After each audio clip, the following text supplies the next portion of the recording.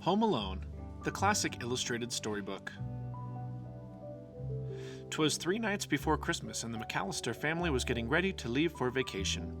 Everyone was busy packing. Everyone except Kevin, who was busy getting into trouble. "Go straight to bed," his mother demanded. "That's enough trouble for one day."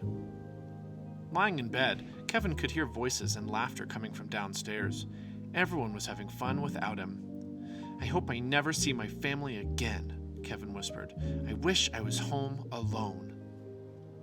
The next morning, the house was very, very quiet. No one was shouting. No one was running around. No one was telling Kevin to hurry up and eat his breakfast. No one was home. Finally, Kevin realized what had happened. "I made my family disappear!" For the first time ever, Kevin had the house all to himself. He raced up and down the halls. He jumped on all the beds. He ate a giant ice cream sundae for breakfast. After watching hours of television, he searched through his brother's private stuff and rode a toboggan down a giant mountain. Ah! He even tried his father's aftershave lotion. This was not a good idea. It stings. But sometimes it was scary to be all alone. Kevin was especially afraid of his next-door neighbor. Old Man Marley was the scariest person who lived on their block.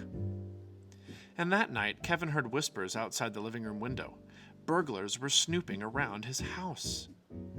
"You see," Marv said, "most of the houses on the street are empty. Everyone is away for the holidays." "Perfect," Harry said. "We'll come back tomorrow night and steal everything." Kevin was so scared, he dialed 911, but the telephone didn't work. The wires had been damaged in a snowstorm. After hiding under his parents' bed for a long time, Kevin decided that he was being silly. "Only a wimp would be hiding, and I can't be a wimp. I'm the grown-up of this house, and I need to act like one." The next day was Christmas Eve, and Kevin had plenty of grown-up work to do. He walked to the grocery store and bought food. He put his clothes in the washing machine. He decorated a Christmas tree, and he hung Christmas stockings for his parents and brothers and sisters.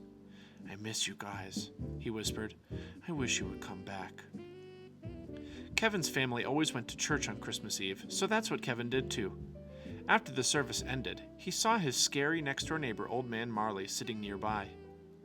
"You don't have to be afraid," Mr. Marley said.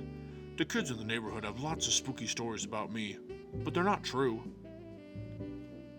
After they talked for a while, Kevin realized that Mr. Marley was in fact a very nice man.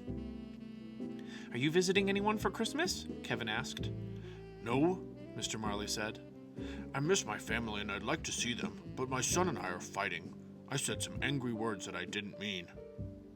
Kevin knew exactly how Mr. Marley felt. Kevin remembered wishing his family would disappear, but he hadn't really meant it. "You should try talking to your son," Kevin said. "Maybe I will," Mr. Marley said. When Kevin left the church, it was already dark. The burglars would be coming soon. He ran all the way home. Kevin made a plan that was full of booby traps. Battle plan. Heavy cans, Christmas ornaments, ice, tar, glue, toy cars, feathers, fan. By Kevin McCallister. He scattered toy cars and smeared tar on the basement steps. He made a big pile of feathers and hid sharp ornaments under the windowsills. He sprayed water on the front steps and tied paint cans to ropes. He stretched a tripwire through the hallway and built an escape route to his treehouse. At 9 o'clock, Marv and Harry returned to the McCallister's house, ready to steal everything inside. They didn't know that Kevin had sprayed water all over the steps, or that the water had frozen into slick, slippery ice. The burglars stumbled into all of Kevin's traps. Yuck! Yow! Wah! Yow! Marv and Harry slipped on the toy cars and were knocked over by paint cans. Kevin escaped through his bedroom window and ran next door to his neighbor's house. Unfortunately, Marv and Harry were close behind. "Now we've got you, kid," Harry said. Mr. Marley arrived just in time. Whack! Whack! He bonked the burglars with his snow shovel and called the police. Then he brought Kevin home.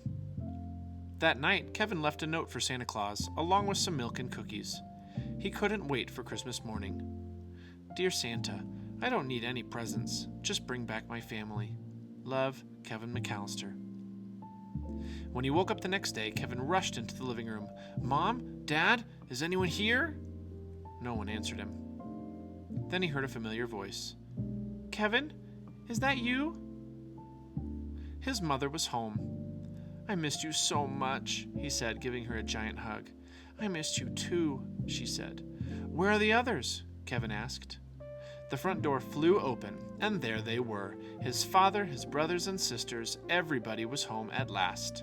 Are you okay? His father asked. I'm just happy you're all back, Kevin said. Merry Christmas.